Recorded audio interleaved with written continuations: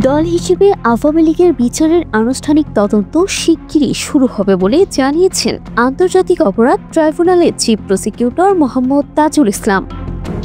রোববার দুপুরে ট্রাইব্যুনাল প্রাঙ্গণে প্রেস ব্রিফিংয়ে সাংবাদিকদের এক প্রশ্নের জবাবে তিনি এই কথা বলেন। চিফ প্রসিকিউটর বলেন, মানবতাবিরোধী অপরাধের অভিযোগে দল হিসেবে আওয়ামী লীগের ব্যাপারে আগেই অভিযোগ দিয়েছে জাতীয়তাবাদী গণতান্ত্রিক আন্দোলন নামে একটি রাজনৈতিক দল।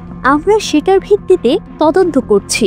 সুতরাং বলা যেতে পারে যে এই মুহূর্তে দল হিসেবে আওয়ামী লীগের বিরুদ্ধে অপরাধী সংগঠন হিসেবে বিচারের মুখোমুখি করার জন্য প্রাথমিক তদন্তের কাজটা আমরা শুরু করতে যাচ্ছি। পুরোদমে শুরু হলে আমরা বলতে পারবো দলটির বিচারের মুখোমুখি হওয়ার ব্যাপারটা কতদূর রয়েছে। তবে অভিযোগটি আমরা এখন গুরুত্ব দিয়ে যাচাই বাছাইয়ের কাজ করছি। খুব সহসাই আনুষ্ঠানিকভাবে তদন্ত শুরু হবে।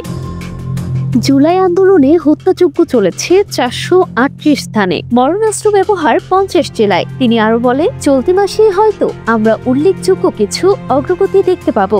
অনেকগুলো মামলার ট্রায়াল চলছে, বেশ কয়েকটি মামলার ট্রায়াল শেষ পর্যায়ে রয়েছে। এছাড়া মামলা সম্পর্কিত বেশ কিছু গুরুত্বপূর্ণ ঘটনা ঘটবে। অনেক বড় বড় মামলার চার্জশিট দাখিল হবে, ফরমাল চার্জও দাখিল হবে বলে আমরা আশা করছি।